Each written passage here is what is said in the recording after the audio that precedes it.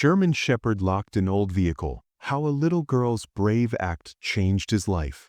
What you're about to hear isn't just a story, it's a moment in time that will stay with you forever. A moment that tested the strength of a child, the loyalty of a dog, and the fragile line between tragedy and triumph. This isn't fiction. It happened. And it might just change the way you see the world. Like, share, and let us know where you're watching from, because this story deserves to be heard. It was a quiet neighborhood, the kind where nothing really changed and no one expected it to. The kind where the wind whispered through tired trees and porch lights flickered to life just after sundown, casting long shadows across faded sidewalks. Children played until the sky turned orange, then hurried home for dinner while their laughter slowly faded into silence. And somewhere on that street, tucked beneath a leaning street lamp and nearly swallowed by rust, sat an old van no one remembered the story behind. It had been there for years, motionless and forgotten. A shell of metal with windows too dusty to see through and a tired body that leaned slightly to one side. To the adults in the neighborhood, it was just another part of the scenery. No one thought much about it. They didn't look closely. They didn't hear what it was trying to say. But Lily did. Lily was 7, with tangled hair that always seemed to be escaping from behind her ears and eyes that noticed everything the world missed. While most children her age ran and laughed without a care, Lily was different. She paused. She listened. She watched.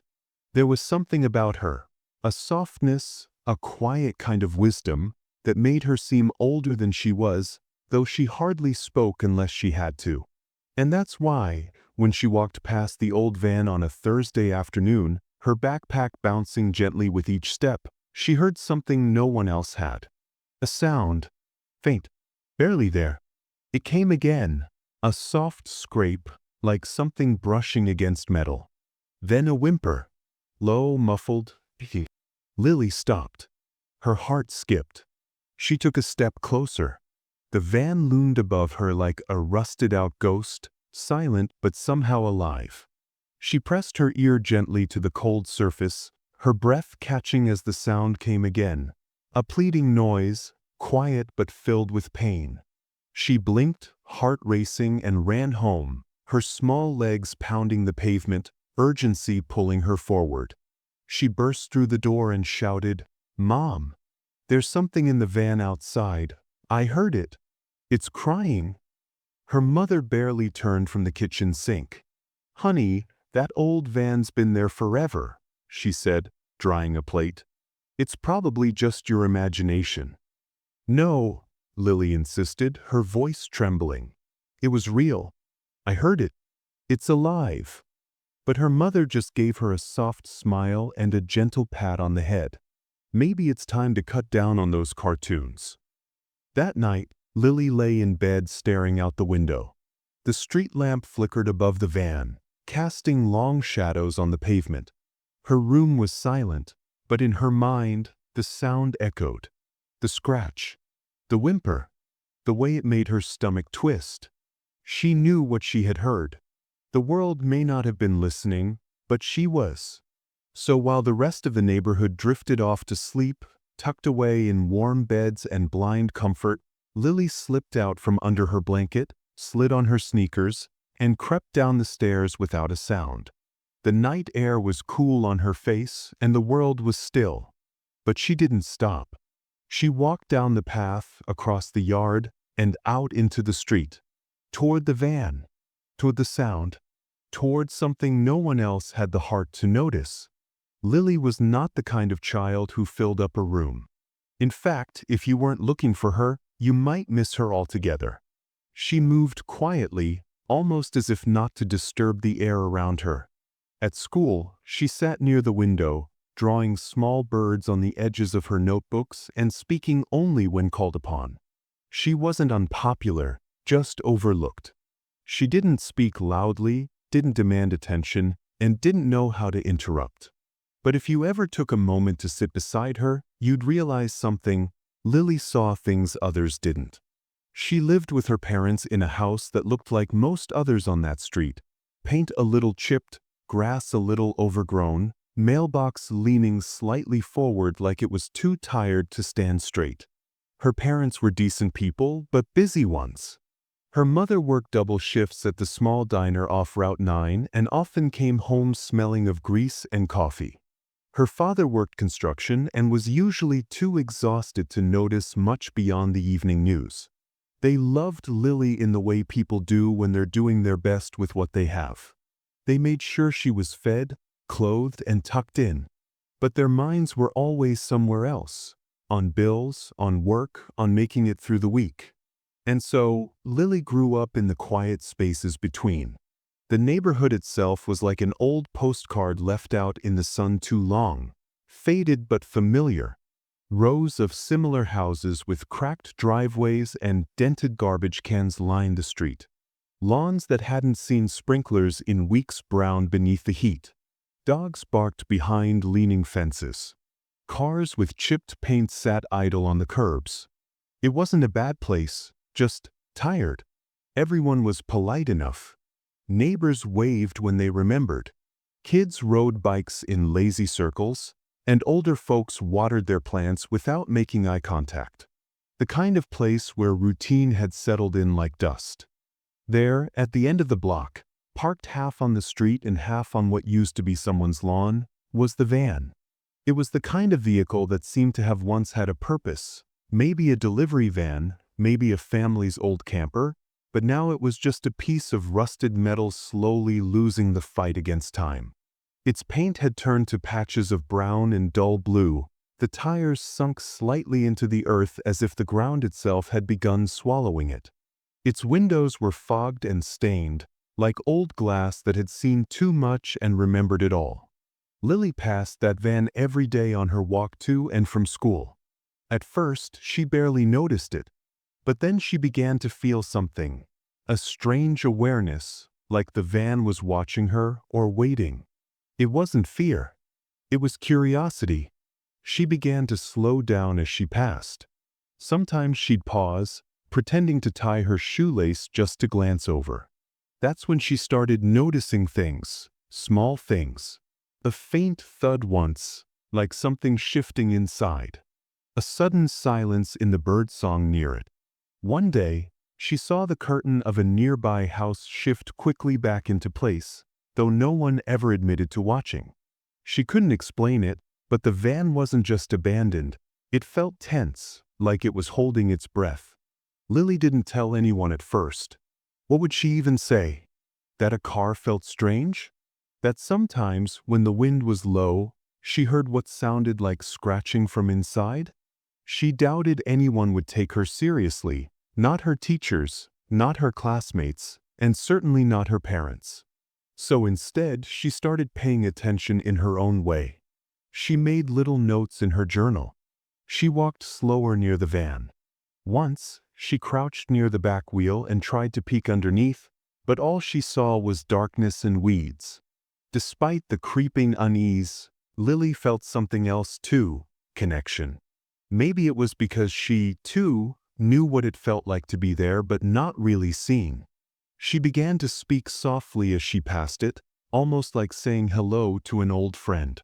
Just a word or two, "Hey," or "I see you." She didn't expect a response. But once, after whispering into the air, she thought she heard something shift, a sound so soft it could have been the wind. Or not. Animals always seemed to like Lily. Birds landed closer to her than others. A neighborhood cat once followed her all the way to school. She had a way of looking at creatures that made them feel safe, even without words. Maybe that's why, when the sounds from the van became more frequent, tiny, muffled scratches, almost like something moving, she wasn't afraid. She was concerned. Still, the mystery deepened, and the grown-up world remained blind. They had grown so used to ignoring the van that they couldn't hear what was now so loud to her. They didn't hear the faint shuffle, the sigh of metal, the sound like breathing behind glass. But Lily did. And while the world around her turned the other way, She began to understand one simple, important thing. Whatever was inside that van wasn't just there. It was waiting for someone who could hear it. And she had been listening all along. The night she chose to return to the van, the wind had stilled.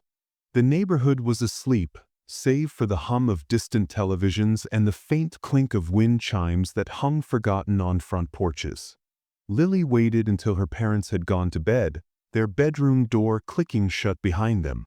The house creaked in the way old houses do, pipes settling, wood breathing, but she knew which floorboards to avoid.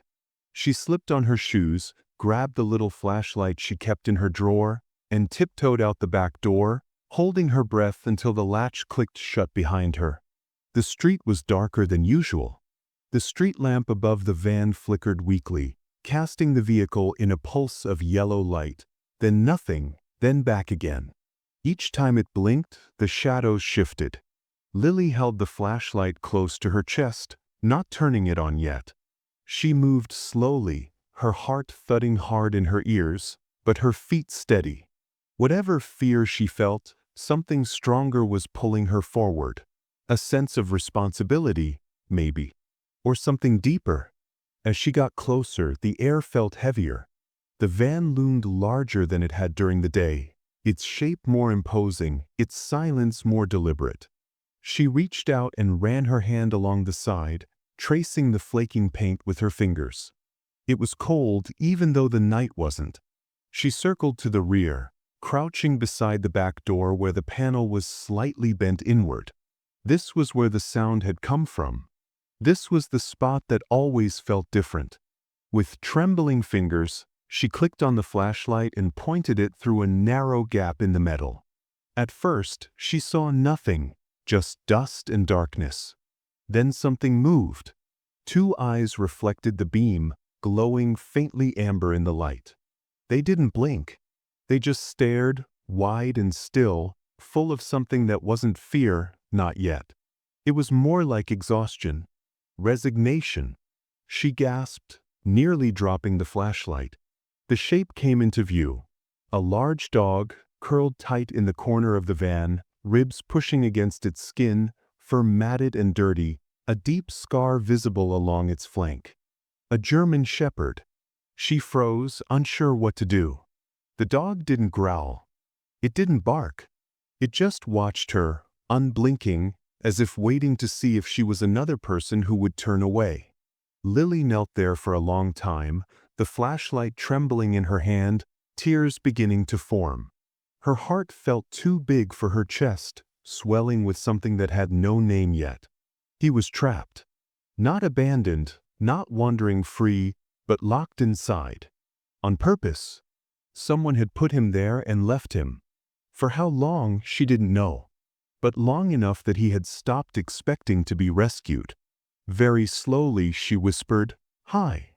The dog shifted slightly, his ears twitching. She laid her hand gently on the side of the van and said again, "I see you." And maybe it was the light or maybe it was something more, but the dog lowered his head slightly, as if acknowledging her. She backed away, shaking now not from fear but urgency. She ran all the way home, forgetting to silence her steps, bursting through the back door and into the hallway where her parents were still awake, startled by the sound. "There's a dog in there," she panted, trying to find her breath. "In the van. A German shepherd. He's locked inside. He's hurt. We have to help him." Her father looked up from the couch, rubbing his eyes. "Lily, what are you talking about? What van?" "The one down the street. The old one. I saw him. He's in there. I saw his eyes." Her mother stood slowly, worry wrinkling her forehead. "You snuck out?" she asked, her voice sharp. "You're not listening," Lily cried. "He's trapped. Please, we have to help." Her father shook his head and sat back down. "Lily, it's late. That van's been empty forever. You're dreaming." "I'm not," she shouted, the frustration boiling inside her. "Why won't you believe me?" But they had already turned away, one flipping the remote, the other muttering about punishments and bedtime. The door to her room closed gently, her mother's footsteps retreating down the hall. And just like that, the weight of being a child returned, that helplessness that comes from knowing the truth but not being heard. Lily curled up on her bed, fists clenched, heart pounding, staring at the dark ceiling. The dog's eyes haunted her, not just because he was suffering, but because in them, she saw herself. Alone, quiet, watching a world that didn't listen. She knew she had to go back. Not because she was brave. Not because she wanted to be a hero. But because when someone is trapped, truly trapped, the worst thing you can do is pretend you didn't see them. After that night, something changed inside Lily.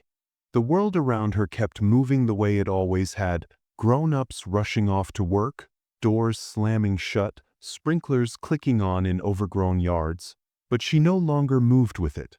Her thoughts circled the image of that dog over and over, the bony ribs, the dim golden eyes, the silence of someone who had waited too long to cry out.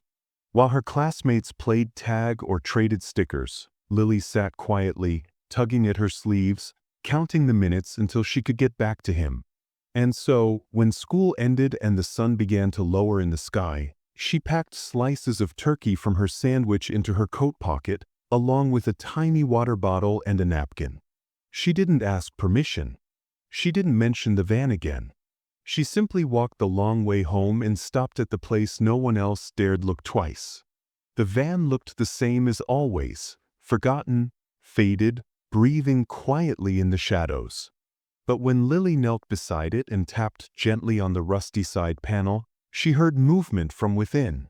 It was faint, slow, cautious, but it was there. The sound of life. She placed the turkey slices on a clean napkin near the rear tire and poured some water into the cap of her bottle, leaving it next to the food. Then she whispered, "I'm back." She didn't expect a response, but something shifted in the darkness, and she saw the faint outline of the dog's head move forward. He didn't come out, couldn't, but he crept closer to the light. She saw his nose twitch, then retreat again. The next evening, she returned with more food, a little piece of chicken from her dinner, some dry cereal in a napkin. She crouched again, speaking softly, always softly, so he wouldn't startle. He had begun to recognize her scent, her voice, the careful rhythm of her visits. On the third evening, when she arrived and tapped the van, he was already waiting. But trust is fragile. It only takes one loud moment to shatter what takes days to build. That moment came when a neighbor spotted her crouched by the van with a paper plate in her hand. He was a tall man with sunburned skin and a booming voice that hit the air like thunder. "Hey, what do you think you're doing back there?" Lily jumped, almost dropping the plate. The van creaked, and the dog shrank back instantly, disappearing into the shadows like smoke. "You're not supposed to be messing around here," the man barked. "That thing's dangerous. Go home before I call someone." Lily couldn't find her words. Her mouth was dry. She only managed to nod and scramble away, her eyes stinging as she ran back home. She didn't look behind her. She didn't need to. She already knew the dog would be hiding again, afraid of the noise, the man, and maybe even her. That night, her parents sat her down. Her mother's face was tight with worry, her father's voice sharp and tired. "You were near that van again? After we told you to stop?" Lily tried to explain, tried to make them understand, not just with words, but with every ounce of urgency in her chest. "He's still there," she said. "I've seen him. I've been feeding him. He's not wild. He's locked in. Someone put him there." But her parents exchanged that familiar glance, the one that said, "Here she goes again," the one that meant they were already done listening. "Sweetheart, we've been over this," her mother said gently. "There's nothing in that van. It's just your imagination running wild again." Her father folded his arms. "This has to stop. No more stories. No more sneaking out." And with that, they closed the conversation like a door. But Lily's heart was wide open, and it hurt. She cried that night. Not loud, not wildly, just the kind of cry that comes from a place deeper than frustration. A cry of knowing you're right, but too small for anyone to care. She pressed her face into the pillow and whispered promises into the dark. "I'm not leaving you," she told the dog who couldn't hear her. "I'm not giving up." The next afternoon, she walked slower than usual. The street was empty. The sky was pale and wide. And that's when she saw her, a woman in a forest green jacket walking a golden retriever along the opposite sidewalk. The dog wagged its tail lazily as it sniffed at the grass, and the woman moved with a calm familiarity, her step light, her hands steady on the leash. Lily noticed a small patch on the woman's jacket, a paw print stitched above the words, "Vet Care Outreach." Her heart lifted. Without thinking, she crossed the street. "Excuse me," she said, her voice catching in her throat. The woman turned and offered a kind smile. "Yes, sweetheart." "There's a dog," Lily began. Her words tumbled out in a rush. "In an old van. It's been there for days. I've been feeding him. He's skinny. He has a scar. I think he was locked in. Everyone thinks I'm making it up, but I'm not. I promise I'm not." The woman listened. Really listened. Her smile faded into a serious, steady expression, and she crouched down to Lily's level. "Can you show me where?" And just like that, someone finally believed her. The woman didn't waste time. After Lily pointed toward the van, the vet assistant walked slowly across the street, her retriever trailing behind her, tail swaying gently.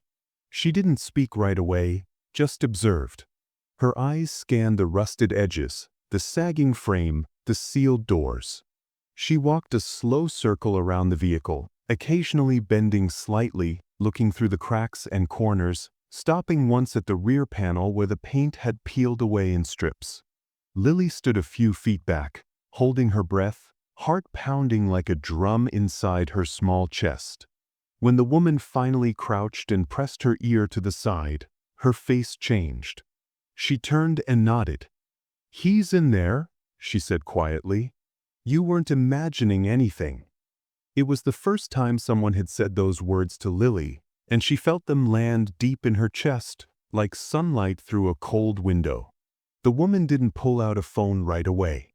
Instead, she gently unclipped her own dog's leash and tied it to a nearby pole, kneeling again by the van.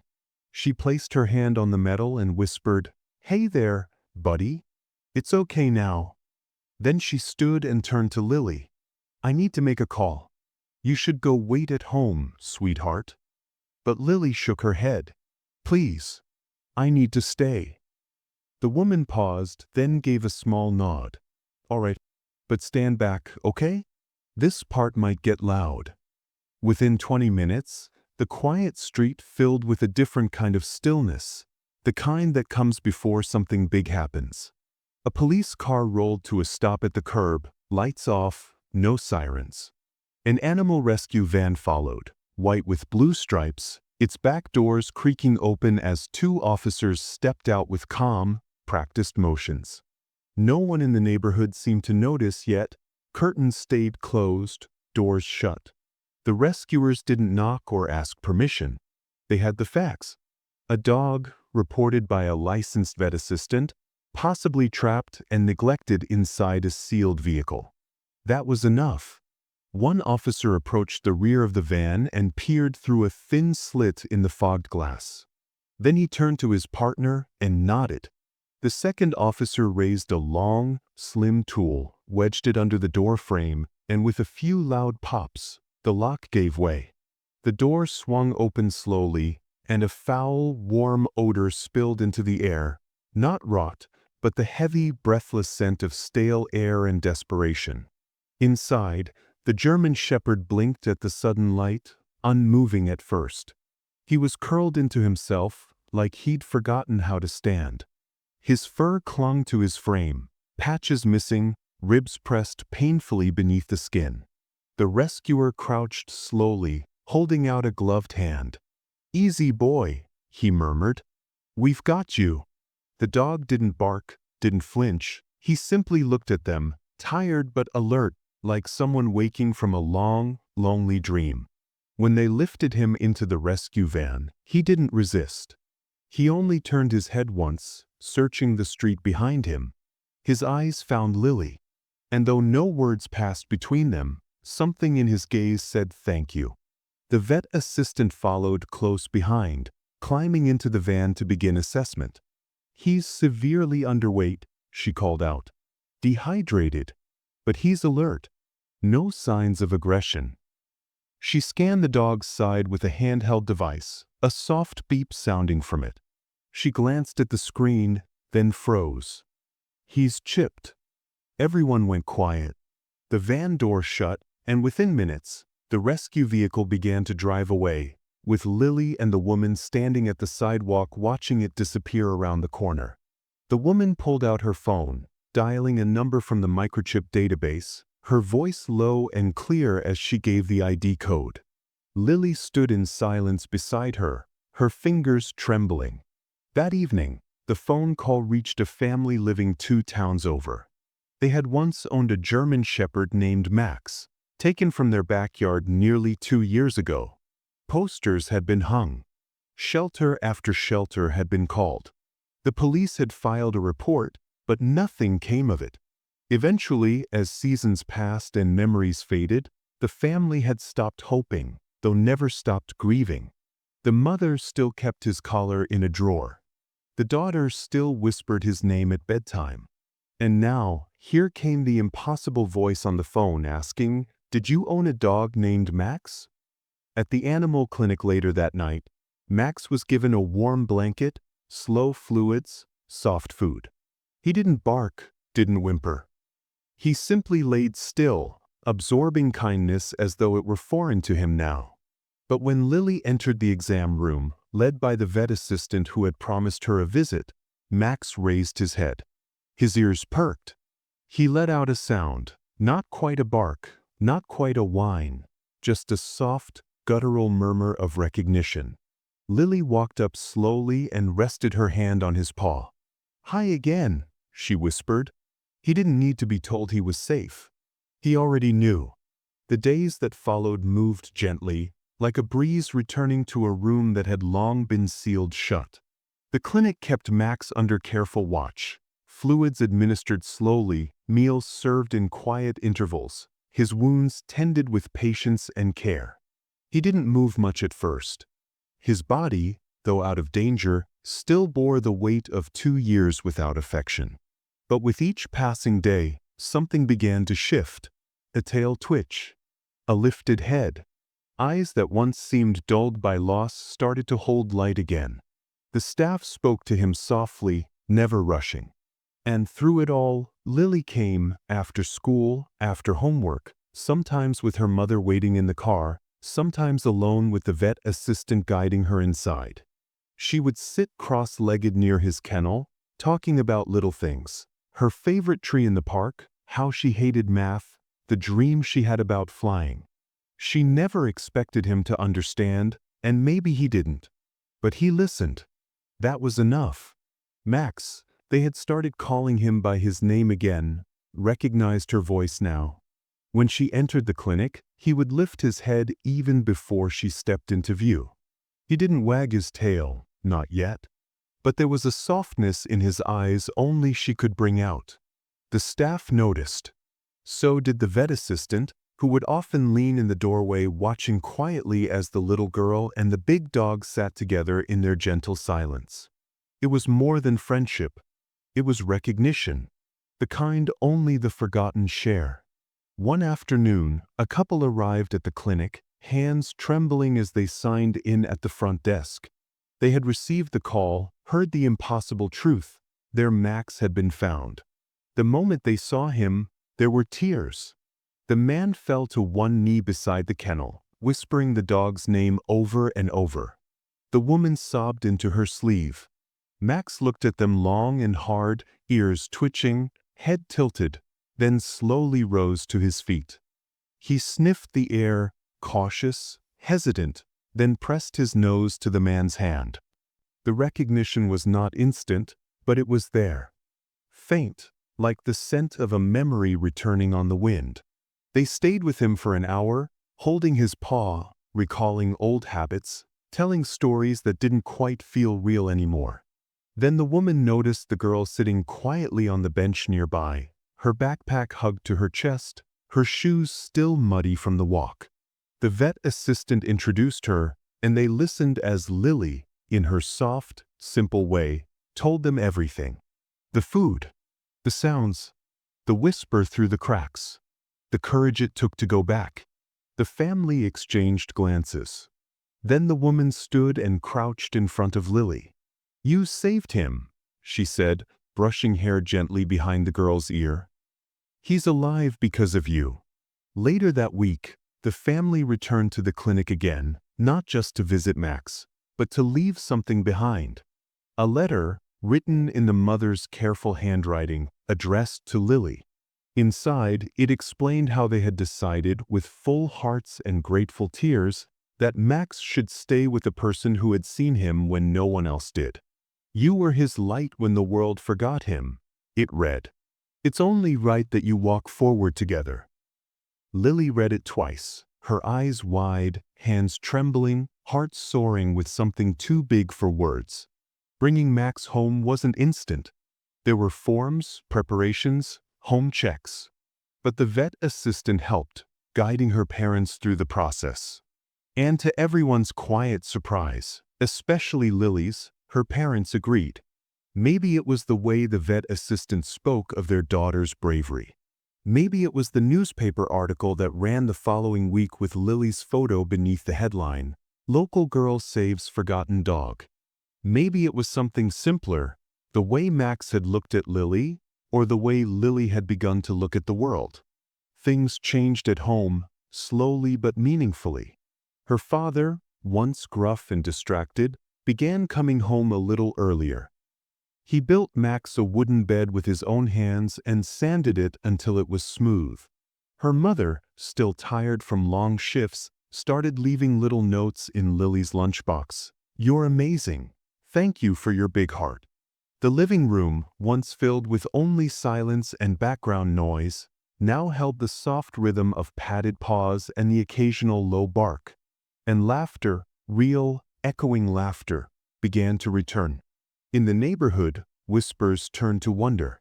People started walking a little slower past that old spot where the van had once stood. Someone even painted a mural on the wall behind it, a child kneeling beside a dog, stars above them, words written in neat cursive beneath. Sometimes, the smallest voice sees what the loudest ones miss.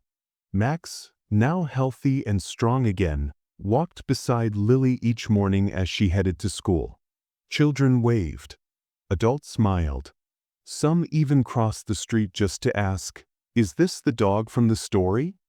She always nodded. And Max, proud and calm, would sit beside her like a silent guardian, his eyes steady, his soul safe at last. Lily never spoke much about what had happened. She didn't need to. Her story wasn't about shouting the loudest or proving the world wrong. It was about listening, really listening, when everything else told you to look away. It was about believing in the whisper behind the silence, the breath inside the broken. One little girl, one forgotten dog, and a single choice that changed more than either of them could have ever imagined. Because sometimes, the biggest rescue isn't pulling someone out of the dark. It's simply choosing not to leave them there. News has a funny way of moving in small towns. It doesn't need a headline or a broadcast. It travels through neighbors chatting over fences, waitresses pouring coffee, barbers sweeping hair from linoleum floors. The story of the little girl and the dog in the van started as a whisper, the kind you almost don't believe at first. But then it appeared on the front page of the local paper, just beneath the town council meeting recap. Girl, 7, discovers trapped dog, rescues life no one knew needed saving. And just like that, the story spread. People who had walked past that van 100 times now stopped in their tracks when they reached the curb. They stared at the empty space it once occupied, at the fence behind it, at the mural that had appeared days later like magic. A tribute painted by a local artist who had read the article and been moved to tears. City workers began inspecting other old vehicles parked along forgotten alleys and side streets. Within weeks, 2 more animals were found, not locked in like Max, but neglected all the same. Calls to animal services tripled. Pet rescue organizations began placing flyers around grocery stores with the bolded words, "If you hear something, say something." And beneath it all, Lily's name, not as a child or a student, but as a reminder. At school, Lily remained much the same. She still sat by the window, still doodled birds and branches in the margins of her notebooks. But something in the way people looked at her had shifted. They didn't overlook her anymore. They didn't call her weird or too quiet. She was the girl who had heard what no one else had. When the principal called her name during assembly one chilly Thursday morning, Lily walked nervously up to the microphone, her shoes scuffing softly against the wooden floor. The entire auditorium was still. A small certificate was placed in her hands for compassion and courage.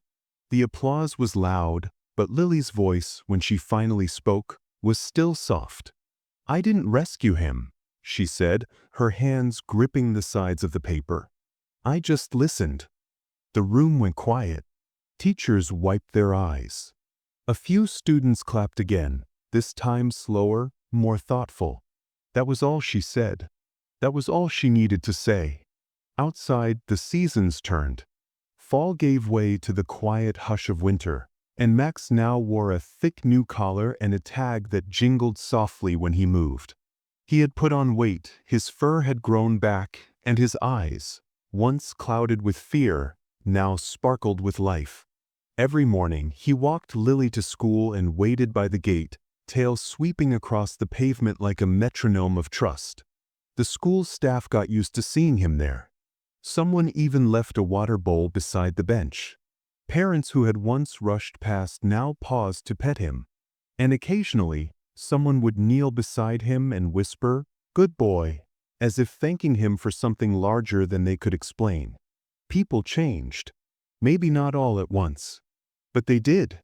Conversations around dinner tables began to include questions like, "Do you think that old house down the block still has pets in it?" Or, "Have we ever really checked the back lot at the gas station?" The silence that had once been normal, the kind that covers up neglect with routine, started to break. And in that space, awareness grew. Compassion bloomed. Not because of a protest or a banner or a dramatic scene on the news, but because a child listened when no one else would. And isn't that what bravery really is? Not the loudest voice in the room, not the tallest figure in a cape, but someone small doing something good, even when the world calls it nothing. Lily never asked for credit. She didn't post about it or brag or even speak much when people thanked her. But sometimes, late at night, as she lay in bed with Max curled up beside her, his breathing soft, his warmth tucked beneath her fingertips, she would think about that first night. The wind, the silence, the sound behind the metal. And she would wonder how many other things in life went unheard because no one had the patience to listen. If you asked her what she learned, she might just shrug. She'd probably say it wasn't anything special. But if you looked closely, you'd see it in the way she touched animals, in the way she paused when she passed something others ignored, in the way she seemed to carry something invisible yet solid, like truth or empathy or hope. Heroes don't always look the way stories tell us they should.